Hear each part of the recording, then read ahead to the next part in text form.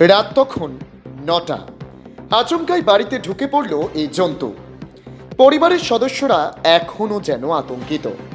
হঠাৎই বাড়ির উঠোনে দেখা যায় এই জন্তুকে। আর এই দেখে পরিবারের সদস্যদের কার্যত নাভিশ্বাস অবস্থা হলেও গোটা এলাকা যেন স্তম্ভিত। এই রহস্যময় জন্তু তাদের এলাকায় আসলো কিভাবে? হ্যাঁ, সালানপুর থানার অন্তর্গত সালানপুর গ্রামে নিমাই প্রামাণিকের বাড়িতে রাত থেকে তীব্র উত্তেজনা। রাত প্রায় তখন ৯টা নাগাদ বাড়ির উঠোনে হঠাৎ দেখা যায় দুটি বড় সড়ো হাইনা। পরিবারের সদস্যরা তাড়া করলে একটি কোনো মতে পালিয়ে গেলেও অন্যটি সোজা ঢুকে পড়ে বাড়ির পাশের ছোট ঘরটিতে, যেখানে আগে পোস্ট অফিস চালু ছিল এবং বর্তমানে জিনিসপত্র রাখার ঘর হিসেবে ব্যবহৃত হয়। আতঙ্কিত পরিবার দ্রুত দরজা বন্ধ করে ঘরটিকে আটকে দেয়। সারা রাত ধরে হায়নাটি খাটের তলায় লুকিয়ে থাকে। জানালা ও দরজা বন্ধ করে রাখা হয় নিরাপত্তার স্বার্থে।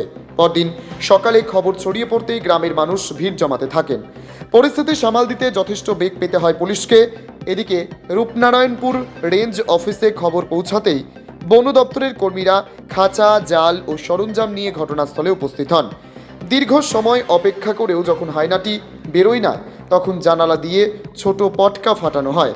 ঘর কাঁপানো সেই আওয়াজে ভয় পেয়ে হায়নাটি দ্রুত খাটের নিচ থেকে বেরিয়ে দরজা দিয়ে পালানোর চেষ্টা করে, আর ঠিক সেই মুহূর্তেই পাতা খাঁচার ভেতরে ঢুকে পড়ে। সালানপুর থেকে সংকল্পদের রিপোর্ট, কেবি নিউজ বাংলা।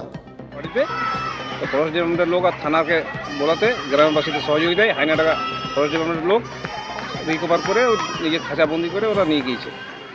কাল রাত থেকে হাইনাটা সালানপুর গ্রামে ঢুকেছিল, গ্রামের মানুষ দেখেছিল, রাত্রে খোঁজাখুঁজি করার পর পায় নাই। আর সকালে 8টা নাগাদ হাইনাটা কারোর চোখে পড়ে এবং ফরেস্ট ডিপার্টমেন্টকে খবর দেওয়া হয়।